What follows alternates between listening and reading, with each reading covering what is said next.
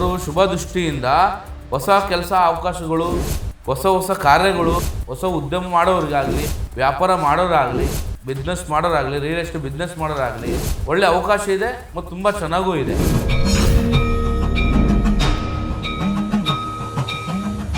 ಓಂ ಗುರುಭ್ಯೋ ನಮಃ. ಹರಿ ಓಂ. ನಮಸ್ತೆ ವೀಕ್ಷಕರೇ, ನಾನು ನಿಮ್ಮ ಎಚ್.ಆರ್. ಗುರುಜಿ ದೈವ ಮಾರ್ಷಿಕರ ಸ್ವಾಗತ. ಹಾಗೂ ಈ ಚಾನಲ್ ಲೈಕ್ ಮಾಡಿ, ಸಬ್ಸ್ಕ್ರೈಬ್ ಆಗಿ ಆದಷ್ಟು ಶೇರ್ ಮಾಡಿ. ಪ್ರಿಯ ವೀಕ್ಷಕರೇ, ಇಂದಿನ ವಿಷಯ 2026-27ರ ಪರಭಾವ ಸಂವತ್ಸರದ ಯುಗಾದಿ ಭವಿಷ್ಯ ತಿಳಿಸ ಬಂದಿದ್ದಾರೆ. ಅದರಲ್ಲಿ 11ನೇ ರಾಶಿ, ಈ 11ನೇ ರಾಶಿ ಕುಂಭರಾಶಿ. ಈ ರಾಶಿ ಈ ವರ್ಷ ಷಡಶಾತಿಯ ಕೊನೆಯ ಹಂತ ಪ್ರಭಾವ ಇರುತ್ತದೆ. ಶನಿ ಸಂಚಾರವು ರಾಶಿಯ ದ್ವಿತೀಯ ಭಾವಕ್ಕೆ ಬದಲಾಗೋದ್ರಿಂದ ಜೀವನದಲ್ಲಿ ಮಹತ್ವದ ಆರ್ಥಿಕ ಮತ್ತು ಕುಟುಂಬಿಕ ಬದಲಾವಣೆ ನಿರೀಕ್ಷಿಸಬಹುದು. ಯಾಕಂತಂದರೆ ದ್ವಿತೀಯ ಭಾವಕ್ಕೆ ಪ್ರವೇಶದಿಂದಾಗಿ ಬದಲಾವಣೆ ದಾರಿದೀಪ ಆಗ್ತಾ ಹೋಗುತ್ತೆ. ಈ ರಾಶಿಯವರು ಅನುಕೂಲಗಳು ತುಂಬ ಚೆನ್ನಾಗಿದೆ. ಯಾವ ಥರ ಅಂತಂದರೆ ಆರ್ಥಿಕ ಸುಧಾರಣೆ, ಮೊದಲನೇದಾಗಿ ಹಣಕಾಸು ಸುಧಾರಣೆ ತುಂಬ ಚೆನ್ನಾಗಿದೆ. ಈ ರಾಶಿಯವರು ವರ್ಷದ ದ್ವಿತೀಯಾರ್ಧದಲ್ಲಿ 2ನೇ ಹಂತದಲ್ಲಿ ಆರ್ಥಿಕವಾಗಿ ಹೆಚ್ಚಿನ ಲಾಭ ನಿರೀಕ್ಷೆ ಮಾಡಿದವರು ಮತ್ತು ಆಸೆ ಇಟ್ಟವರು ಮತ್ತು ಯಾವುದೋ ಒಂದು ಲಾಭ ತಗೋಬೇಕಂದವರು ಸಂಪೂರ್ಣವಾಗಿ ಅವರಿಗೆ ಲಾಭದಾಯಕ ಸಂಪೂರ್ಣವಾಗಿ ಸುಧಾರಣೆ ರೂಪದಲ್ಲಿ ಚೆನ್ನಾಗಿದೆ. ಮತ್ತು ಹೂಡಿಕೆ ಮಾಡಿದವ್ರಿಗೂ ಉತ್ತಮ ಆದಾಯ, ಹೂಡಿಕೆ ಏನು ಮಾಡಿರ್ತಾರೆ ಉತ್ತಮ ಆದಾಯ ಮತ್ತು ಅದರಿಂದಾಗಿ ಸ್ಥಿರ ಆಸ್ತಿ ಮತ್ತು ಹೊಸ ಆಸ್ತಿ ಖರೀದಿ ಮಾಡೋರಿಗೆ ಮತ್ತು ಹೊಸ ಪ್ಲ್ಯಾನ್ ಮಾಡಿದವರಿಗೆ ತುಂಬ ಚೆನ್ನಾಗಿದೆ.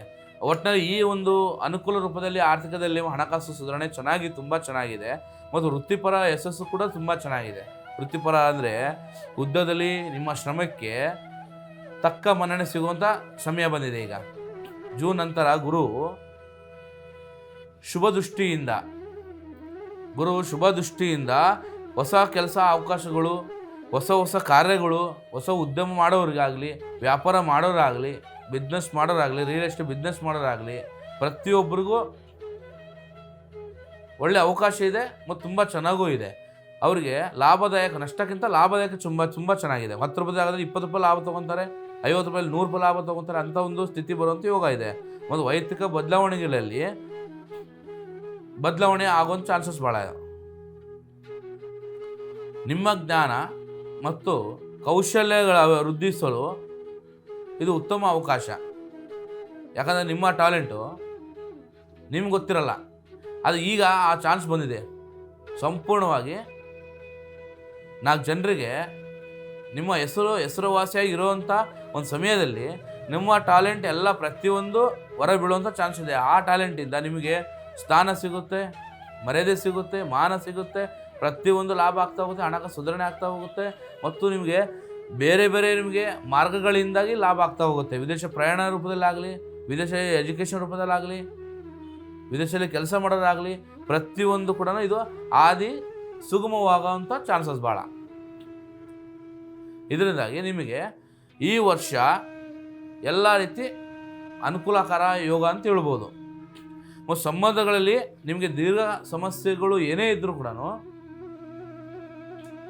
ಎಷ್ಟೇ ನ್ಯಾಯ ಪಂಚಾಯತ್ ಇದ್ದರೂ ಕೂಡ, ಮತ್ತು ನಿಮಗೆ ಎಷ್ಟೇ ಕಷ್ಟ ನಷ್ಟ, ಎಷ್ಟೇ ಬಡದಾಟ ಏನೇ ಇದ್ದರೂ ಕೂಡ ಈ ವರ್ಷ ಕುಟುಂಬದಲ್ಲಿ ಎಂಥ ಒಂದು ಸಮಸ್ಯೆ ಎಲ್ಲ ರೀತಿ ಬಗೆಹರಿಸುವಂಥ ಚಾನ್ಸಸ್ ಭಾಳ ಇದೆ. ಮತ್ತು ಇದರಿಂದಾಗಿ ಮದುವೆ ಆಗ್ಲಾರ್ಗೂ ಮದುವೆ ಆಗ್ತಾ ಹೋಗುತ್ತೆ. 38 ವರ್ಷ ಆದರೂ ಮದುವೆ ಆಗಿಲ್ಲ, 35 ವರ್ಷ ಆದರೂ ಮದುವೆ ಆಗಿಲ್ಲ ಅಂತ ಚಿಂತೆ ಮಾಡಿದವರು ಈ ವರ್ಷ ಮದುವೆ ಕಾರ್ಯ ನಿಶ್ಚಯಗೊಳ್ಳುವಂಥ ಚಾನ್ಸಸ್ ಭಾಳ ಇದೆ. ಇದರಿಂದಾಗಿ ಶುಭ ಸೂಚನೆ ಸಿಗುವಂಥ ಚಾನ್ಸಸ್ಸು. ಮತ್ತು ಅವರಿಗೆ ಮದುವೆ ಕಾಲದಲ್ಲಾಗಲಿ, ಕಂಕಣ ಬಲದ ಯೋಗದಲ್ಲಿ ಮತ್ತು ಸಂತಾನದಲ್ಲಿ ಮತ್ತು ಅವರ ಆಶೆ ಪ್ರಕಾರದಲ್ಲಿ ಗುರ ಕಟ್ಟಡ ರೂಪದಲ್ಲಾಗಲಿ ಇಂಥ ಶುಭ ಕಾರ್ಯಗಳು, ಶುಭ ವಿಚಾರಗಳು, ಶುಭ ಮಾತುಕತೆಗಳೆಲ್ಲ ಪ್ರತಿಯೊಂದು ನಡೆಯುವಂಥ ಯೋಗಗಳಿದೆ.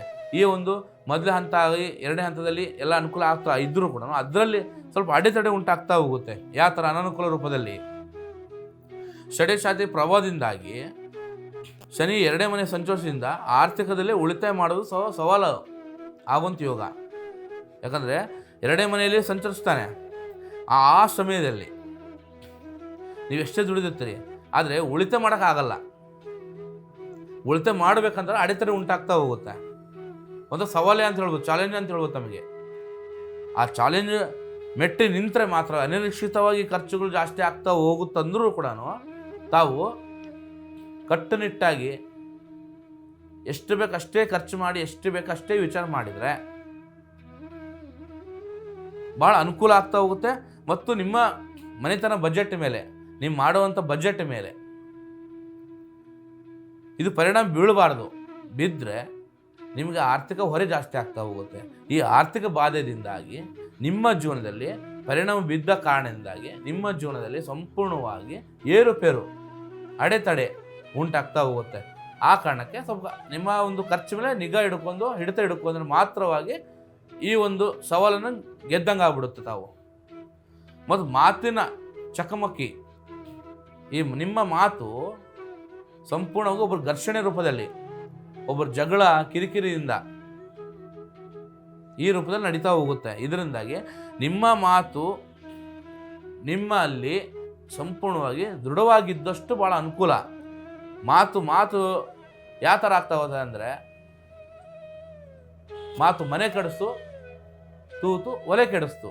ಅದು ಗಾದೆ ಮಾತು ನಿಜ ಆಗುವಂಥ ಚಾನ್ಸಸ್ ಇದೆ. ಇದರಿಂದಾಗಿ ಎರಡನೇ ಮನೆಯಲ್ಲಿ ವಾಕ್ಸ್ಥಾನವಾಗಿರುತ್ತೆ. ಈ ವಾಕ್ಸ್ಥಾನವಾದ್ರಿಂದ ನಿಮ್ಮ ಮಾತುಗಳು ಕಟ್ಟುನಿಟ್ಟವಾಗಿ ಇದ್ದಷ್ಟು ಒಳ್ಳೆಯದು. ಇಲ್ಲ ಅಂತಂದರೆ ನಿಮ್ಮ ಕುಟುಂಬದಲ್ಲಿ ಸದಸ್ಯರೊಂದಿಗೆ ಮಾತಿನ ಚಕಮಕಿಯಿಂದಾಗೆ ಮನೆ ಡಿವೈಡ್ ಆಗೋ ಚಾನ್ಸಸ್ಸು, ಮನೆ ಒಡೆಯುವಂಥ ಚಾನ್ಸಸ್ ಭಾಳ ಇದೆ. ಇದರಿಂದಾಗಿ ನಿಮ್ಮ ಮಾತು ನೀವು ನಿಗದಿದಷ್ಟು ಒಳ್ಳೇದಾಗ್ತಾ ಹೋಗುತ್ತೆ ಮತ್ತು ಸ್ವಲ್ಪ ಸುಧಾರಿಸ್ಕೊಂಡು ಮುಂದುವರಿದಷ್ಟು ಒಳ್ಳೇದಾಗ್ತಾ ಹೋಗುತ್ತೆ.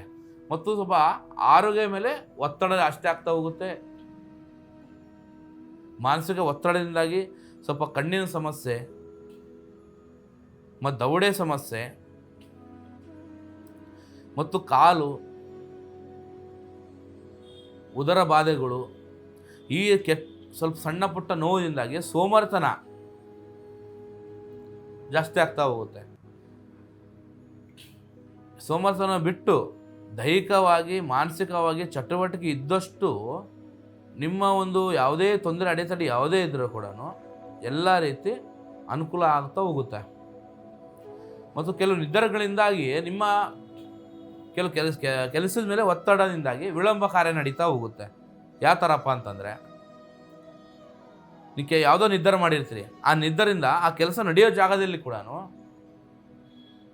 ಸ್ವಲ್ಪ ಅಡೆತಡೆ, ಅದು ಚೆನ್ನಾಗಿಲ್ಲ, ಬೇರೆ ಹಾಕ್ಸೋಣ, ಈ ಜಾಗ ಇದು ಬೇಡ, ಅದು ಮಾಡ್ಸೋಣ, ಈ ಒಂದು ಮೆಂಟಾಲಿಟಿಯಿಂದ ಏನಾಗ್ತಾ ಹೋಗುತ್ತೆ, ನಿಮ್ಮ ಒಂದು ಕೆಲಸ ಕಾರ್ಯದಲ್ಲಿ ಅಡೆತಡೆ ಉಂಟಾಗಿ ವಿಳಂಬ ಕಾರ್ಯ ನಡೀತಾ ಹೋಗುತ್ತೆ.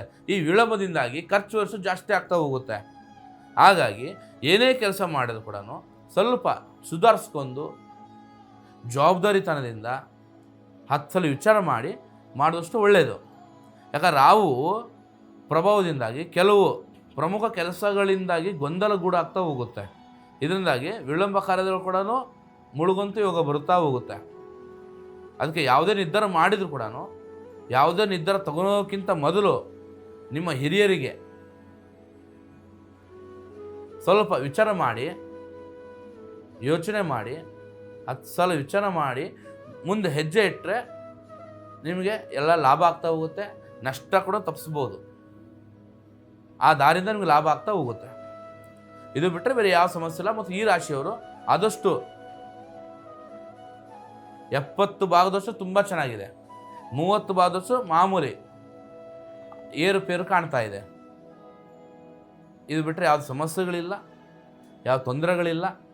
ಧೈರ್ಯವಾಗಿ ಖುಷಿಯಿಂದ ನೆಮ್ಮದಿಯಾಗಿ ಜೀವನ ನಡೆಸಿ. ಈ ಯುಗಾದಿ ಹಬ್ಬ ನಿಮಗೆಲ್ಲ ರೀತಿ ಹೊಸ ಹರ್ಷವನ್ನು ತರಲಿ, ಎಲ್ಲ ಒಳ್ಳೆಯದಾಗಲಿ. ಪ್ರತಿ ಸೋಮವಾರ ಈಶ್ವರನ ದೇವಸ್ಥಾನಕ್ಕೆ ಹೋಗಿ ಪ್ರದಕ್ಷಿಣೆ ಹಾಕಿ ಬಿಲ್ವ ಪತ್ರೆಯನ್ನು ಅರ್ಪಿಸಿ